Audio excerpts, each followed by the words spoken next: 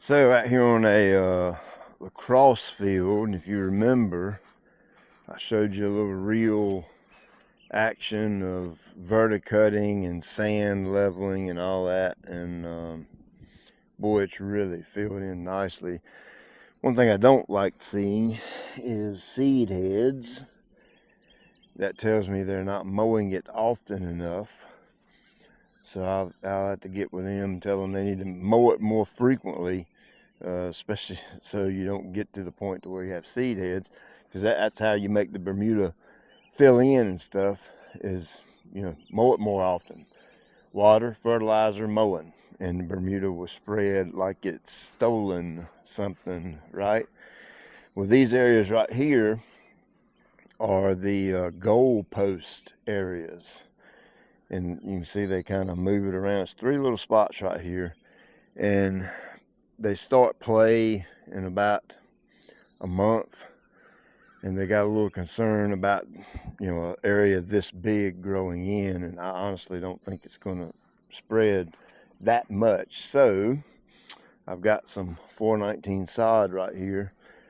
And I'm going to patch up these areas, and by patching them up with sod, that kind of gives you the instant fix right there for it to, be full and have time to root, and then they'll have time to get it mowed a couple of times or whatever for the next, seasons. All right, so this right here is 419 Tifway sod.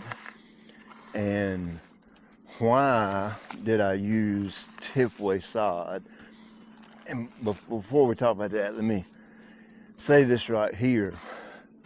With fescue, it's not as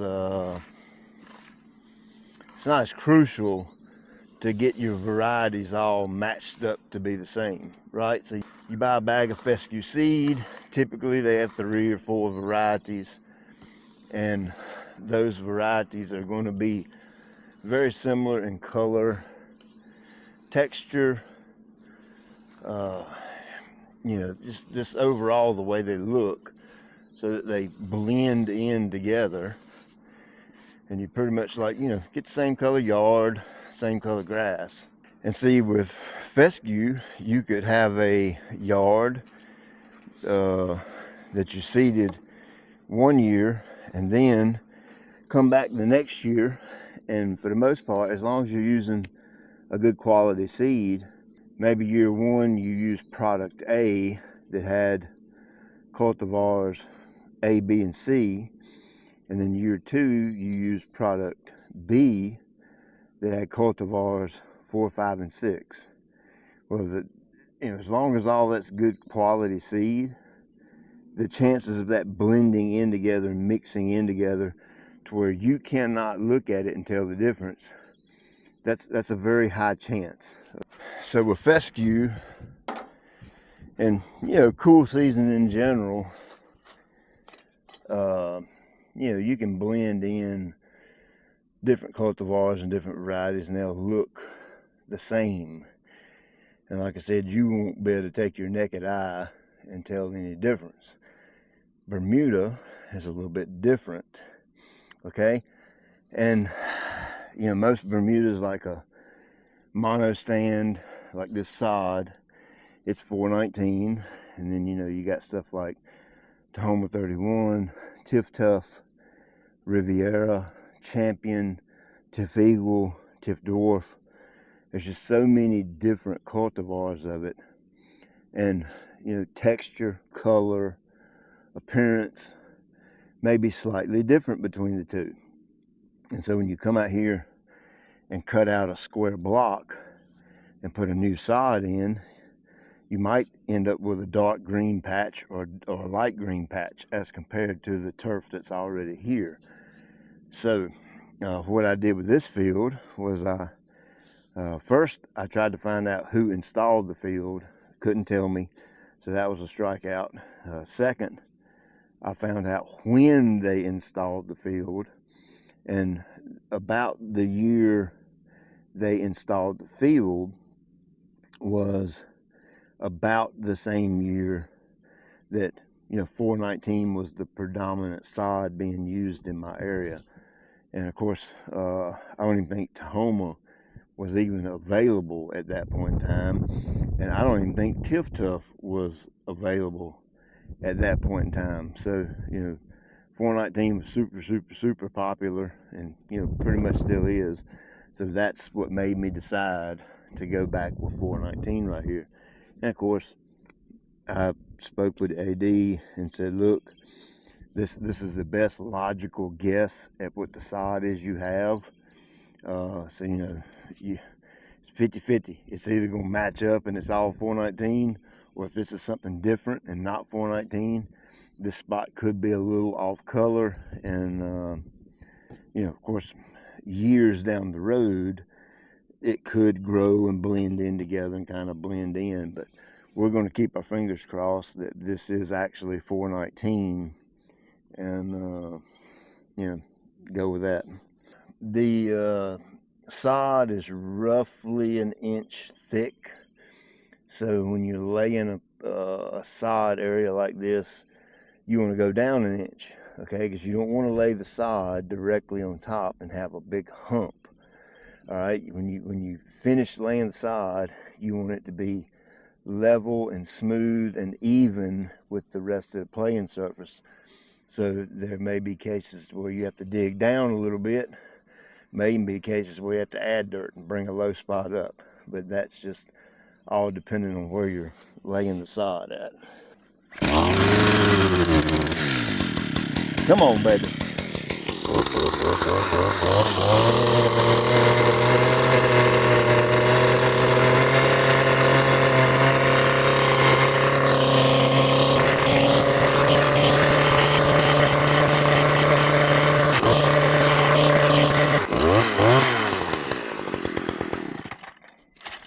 So I can tell for a fact that it was sodded at one point in time, either during the installation or possibly somebody before me has already tried to fix this one time before. But you can see the sod netting in there.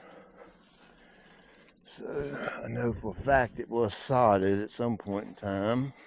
I like to take a square point and kind of clean up my edges just a little bit where they need to be cleaned. And of course, I'm not expecting this to be absolutely point on, spot on, edge to edge perfect around the outer perimeter. If I was going to do that, I would have brought a sod cutter and sod cut out a bigger area. But because we've got a month or so for this to grow in, if it's a little rough around the edges, I'm okay with that, because the Bermuda will fill in pretty quickly. We're supposed to be 97, 98 for 2 or 3 days later this week, so it won't have no problem growing, that's for sure.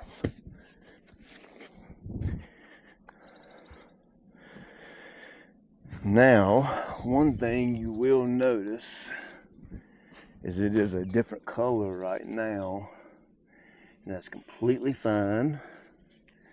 That is because this has been rolled up and ain't been getting no sunlight. And you gotta think it just went through a very stressful period in its life and had the roots ripped out from under it, right? But give it a week or so, a little water, and I'm gonna come back and fertilize this entire field probably tomorrow. And I'll get a little bit of fertilizer right here, and about a week that'll pop back to life and be green. And you want to come right here and cut where it meets.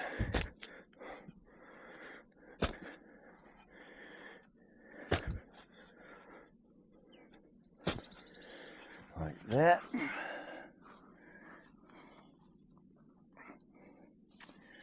That's good to go. I'm going to use that little piece right here, maybe down here where it's a little bit thinner. Tell you what, let's get rid of that piece. Let's put this fresh cut in here, like this.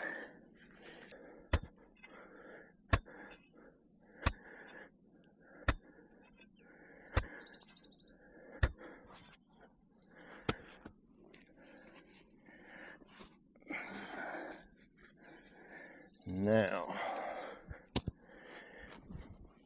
I can take some of these little pieces and kind of fill this in.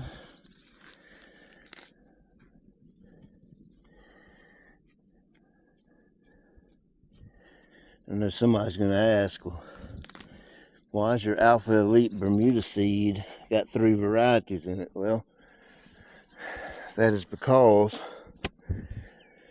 I wanted to just do a blend with the Bermuda, with the Bermuda seed, and all 3 of those varieties look incredibly similar to each other. That's why. A seeded Bermuda is not going to match up super good with a hybrid Bermuda. I found that typically a seeded Bermuda is darker green than a hybrid, so you know for sure you'd have a little dark green patch right here. Sometimes the texture isn't quite it's the same, it's a little bit different, and the leaf blade will be a little bit different. So that's why I don't like seeding an area like this. I prefer to sod it. So could you seed into a sodded yard? I don't go for that most of the time, because if you're feeding the Bermuda right, watering it right, a little verticutting, a little aeration, I mean the Bermuda spreads on its own, so you ain't gotta, it spreads aggressively too. So you know, the only time I'd ever recommend seeding into a Bermuda yard is if you have common Bermuda and you're trying to enhance the color. But if it's a hybrid Bermuda yard, I just manage the Bermuda that's there and do all the right things at the right time and water it right and all that, and it'll grow and fill in on its own. You don't have to waste your time or your money on seed. Alright, so once I get sod down, I'm going to take some of this sand and go around the edges, which it would be nice if this were dry, but we're actually getting a little bit of rain today, which is amazing, seeing that we hadn't had any in quite some time.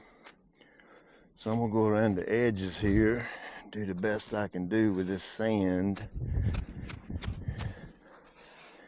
try to smooth that out just a little bit. I realize this isn't the greatest work environment for doing this, but sometimes you gotta do what you gotta do and get the job done.